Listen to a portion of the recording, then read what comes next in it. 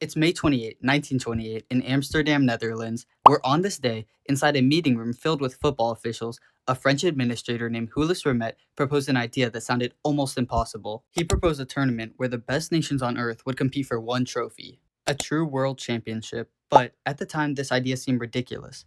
Crossing the Atlantic took weeks back then. Many countries could barely afford to travel. There were no giant TV deals, no sold out stadiums, and no global superstars. Just a dream from Jules Rimet. But on that day, the international organization FIFA voted yes, and with the single decision, the world's biggest sporting event was born. 2 years later, in 1930, the dream became reality with the first World Cup ever. The tiny South American nation of Uruguay was chosen to host the first ever World Cup. Only 13 teams entered as most European countries refused to make the long journey across the ocean. Those who did choose to participate spent weeks traveling by ship, with their players training on the deck of the boats. But there was a big problem. Officials worried that nobody would care, because at the time, nobody knew if the tournament would even work.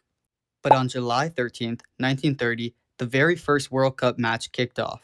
History had begun.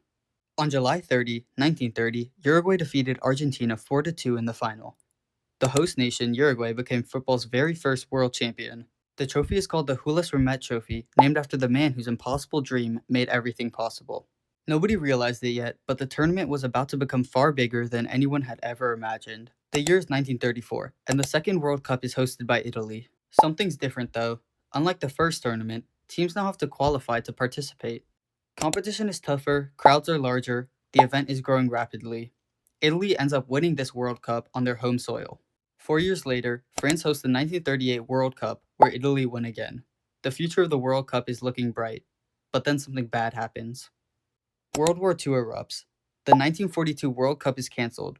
Then the 1946 World Cup is cancelled too. For 12 years, football's biggest tournament disappears. The world has bigger problems than sports. Many wonder if the World Cup will ever return. Finally, in 1950, the World Cup returns. Immediately, the tournament produces one of the biggest upsets in sports history. Nearly 200,000 Brazilian fans packed the Maracana Stadium, expecting to celebrate a home victory. Instead, Uruguay shock Brazil and win the tournament. The moment is now known as the Maracanazo. For Brazil, it's heartbreak. For fans around the world, it's proof that anything can happen and anyone can win. 4 years later, in 1954, comes the miracle of Bern. Hungary arrive at the 1954 World Cup unbeaten for years. Many had considered them the best team ever, yet somehow, West Germany defeated them in the World Cup final 3-2. Another giant falls, another legendary chapter is written, and once again, the underdogs are reminded that even they can shine bright in this tournament. In 1958, a skinny 17-year-old arrives in Sweden. His name is Pele. The teenager dazzles the world. He scores 6 goals in the tournament, leading Brazil to win their first ever World Cup. Pele then helps Brazil win again in 1962, then again in 1970. Football had found its first global superstar. By the end of the decade, thanks to Pele, Brazil had become the face of international football. The World Cup continued to grow. England won in 1966. In 1974, the Netherlands revolutionized the sport with total football, which is a fluid tactical system where outfield players have no fixed positions. Then Argentina win it at home in 1978. In 1982, the tournament expanded from 16 teams to 24. That same year, television broadcasts bring the competition live and direct to people's homes around the globe.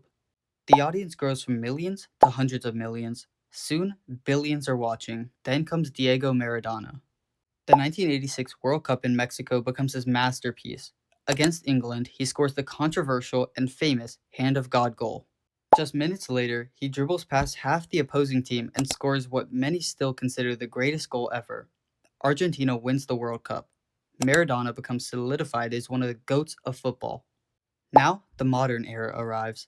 Germany win in 1990, Brazil claim a fourth title in 1994, and France win its first World Cup in 1998. The tournament then expands again, this time to 32 teams. More countries, more fans, and more unforgettable moments. The World Cup has become the biggest sporting event on the planet. Moving into 2000s, where the new century produces new legends, Brazil won a fifth record title in 2002. Italy won in 2006, and Spain's golden generation dominate in 2010. In 2014, Germany humiliates host nation Brazil 7-1, producing one of the most shocking scorelines ever seen. Starting in 2008, for nearly 2 decades, two players dominated the sport. Lionel Messi and Cristiano Ronaldo. Both won almost everything, but one prize remained out of reach: the World Cup. That's until December 18th, 2022 in Qatar. Argentina faced France in a final that many have called the greatest game ever played.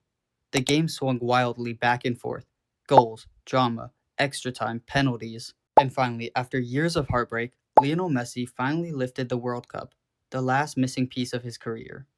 What began as an impossible idea in a meeting room in Amsterdam has become a tournament watched by billions. It has survived wars, created legends, united nations, and delivered some of the greatest moments in sporting history.